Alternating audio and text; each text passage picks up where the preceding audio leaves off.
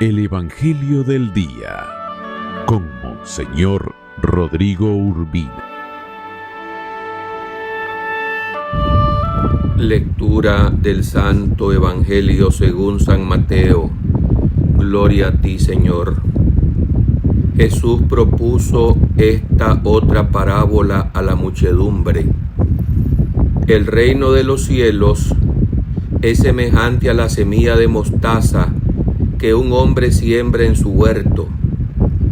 Ciertamente es la más pequeña de todas las semillas, pero cuando crece, llega a ser la más grande que las hortalizas y se convierte en un gran árbol, de manera que los pájaros vienen y hacen su nido en las ramas. También les dijo otra parábola. El reino de los cielos se parece a un poco de levadura que tomó una mujer y la mezcló con 3 medidas de harina, y toda la masa acabó por fermentar. Jesús decía a la muchedumbre todas estas cosas con parábolas. Sin parábolas nada les decía, para que se cumpliera lo que dijo el profeta: abriré mi boca y les hablaré con parábolas. Anunciaré todo lo que estaba oculto desde la creación del mundo. Palabra del Señor. Gloria a ti, Señor Jesús. Por este santo evangelio se borren nuestros pecados. Alabanzas a ti, oh Cristo. El Señor predica y su temática central es hacernos entender qué es el reino de los cielos y que ustedes y yo somos ciudadanos de ese reino. ¿Y en qué consiste su reino? Ese que pedimos en la oración del Padre nuestro: Adveniat regnum tuum. Y nos explica el Señor los misterios del reino a través de parábolas y comparaciones sencillísimas tomadas de la vida cotidiana. En su enseñanza no anda rebuscando palabras difíciles y hay siempre un contenido riquísimo, inagotable. Hay, como dice en otro pasaje de la Escritura, tesoros antiguos y nuevos con los cuales debemos de aprender cada día más los misterios de ese reino.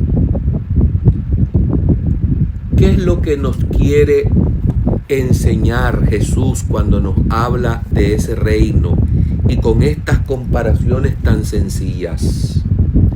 Aquí vemos 2 pequeñas parábolas y van estas parábolas contra el desánimo. ¿Por qué? Jesús sabe muy bien que en torno a él hay mucha hostilidad de parte de los líderes y jefes religiosos. Y la gente sencilla muchas veces parece naufragar. Es lo mismo que ocurre hoy. También existen algunos sectores dentro incluso de nuestra institución eclesiástica que en lugar de animar, lo que da es desánimo. Y esto es contrario al deseo del Señor. ¿Cuándo sentimos desánimo? Pues en muchas ocasiones, cuando nos encontramos con una persona que percibimos que su motivación no es hablarnos del Señor, sino enaltecerse a sí mismo. Cuánta frustración en muchas parroquias o en comunidades también de creyentes y de laicos comprometidos, cuando lo que uno se da cuenta es que lo que se está buscando es la promoción del líder de ese grupo o de esa parroquia y no la enseñanza del Señor Jesús y los misterios de su reino.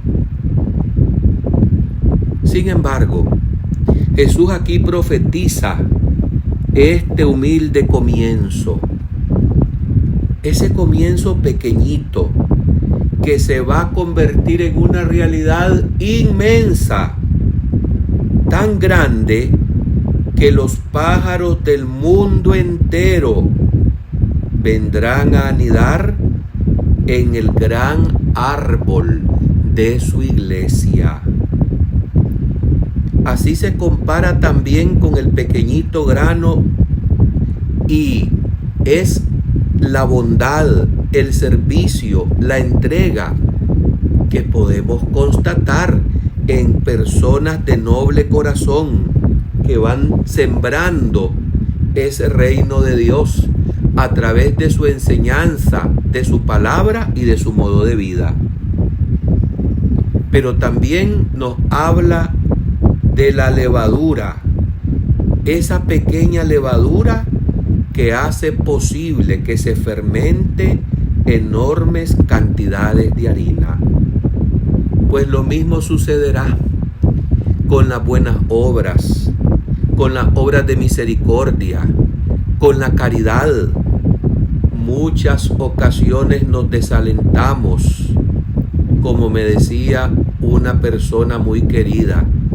A veces siento que voy nadando en aceite, que no avanzo, porque me siento cansado, defraudado y frustrado.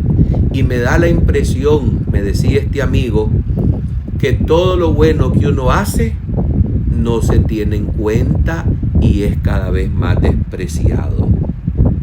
Sí, los comienzos no son fáciles.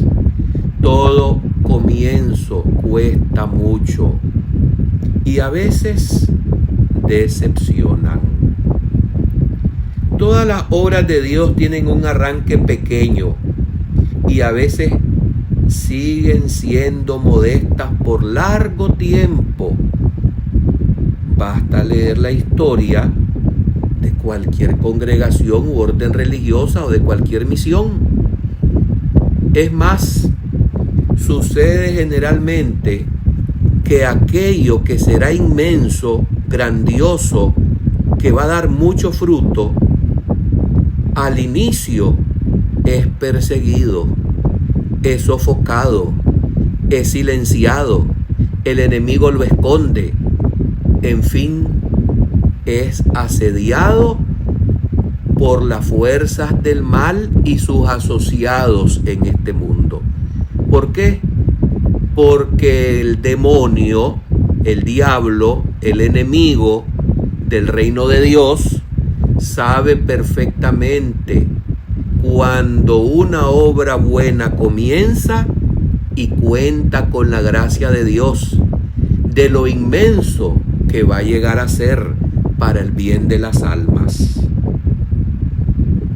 Pero luego el desarrollo, después de haber vencido obstáculos, es prodigioso.